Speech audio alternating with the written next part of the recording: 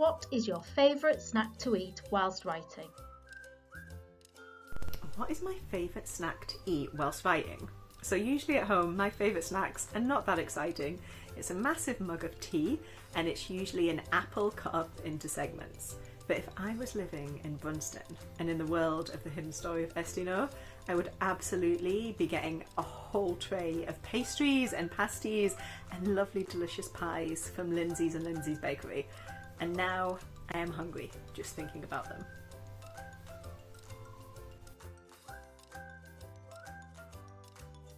Do you treat yourself when you have completed the first draft of a book? So when I complete the first draft of the book, I think one of the biggest treats that I do is to just simply celebrate that it's done. I've achieved this huge milestone and that a real book is there, even in its most rough form, it's there.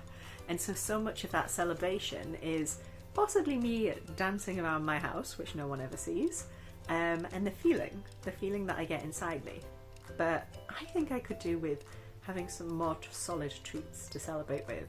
So maybe you guys can recommend me some ideas for what I should do to treat myself. Is it jumping in the sea and going for a swim? Is it climbing a mountain or being gentle with me and saying just a very large hill? What do you think I should do to treat myself when I complete the next draft of my next book? What is your favourite thing to do when you have completely finished a book? Oh, so when you've completed a finished book, I think a lot of authors would say that their favourite thing to do is sleep because they're probably so tired from all of the hard work.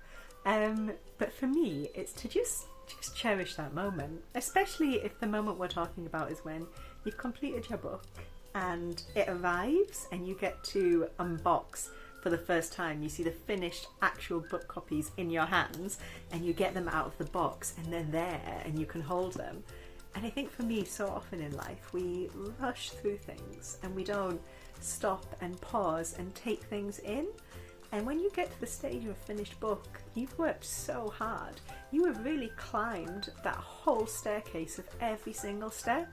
And so my favourite thing to do in that moment is to just stop and look at each stage that I've come through, to know how hard I worked and to know that if I've done it once, I can keep doing it again.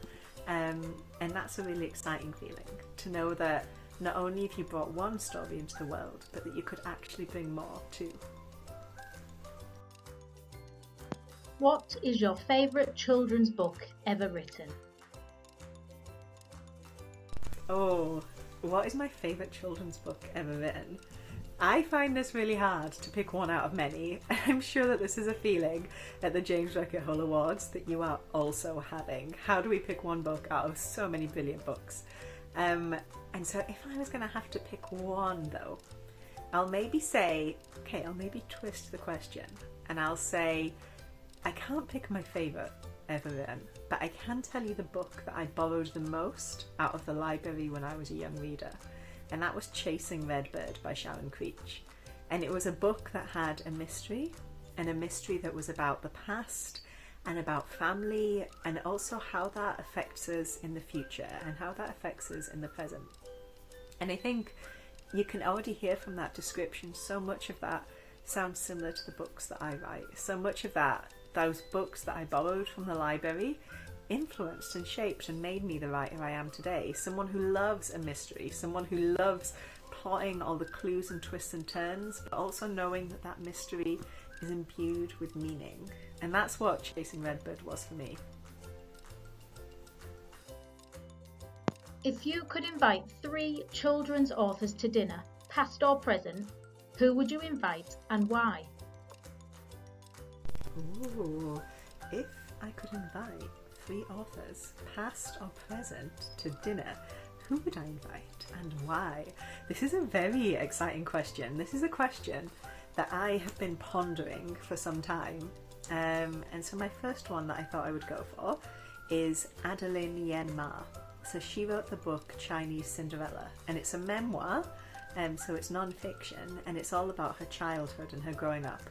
And I loved this book when I was younger. I absolutely adored it. And I think what I loved about it was that she has a special relationship with her aunt, which I did too growing up, and which we know from Esty Noor. Esty has that special relationship with Aunt Roo too. So definitely Adeline Yen Ma, she's my first.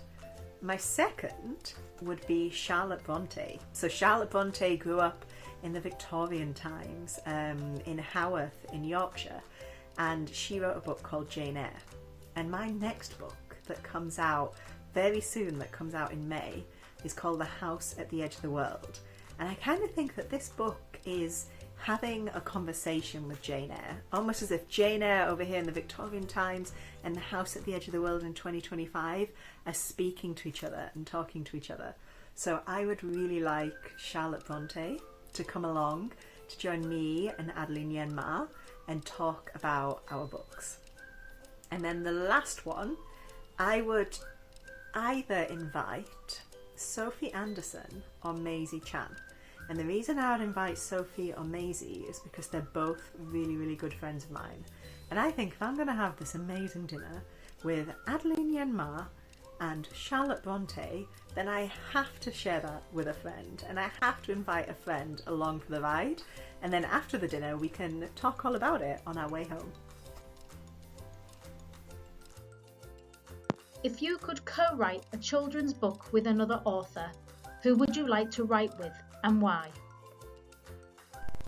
If I could co-write a book with another children's author, I think I would ask Elle McNichol if she would like to co-write with me.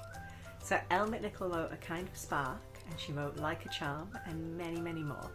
And I think there's many things that our work has in common. We both like exploring stories set in small towns in Scotland, like Brunston in The Hidden Story of Esty Noor. And we both like stories that have a big heart in the core of them, that really reach out to their readers and that want to say, this is how I have felt, how do you feel? And so for me, I think Elle McNichol's amazing, and she's definitely the number one that I would want to collaborate with on a book. If your shortlisted book were to be made into a film, who would you like to play your main characters? So if The Hidden Story of Esty Noor was going to be made into a film, which would be amazing, who knows, let us keep our fingers crossed. But if it was going to be made into a film, I don't think it would be about a particular actor or actress, but it would be about their skill set.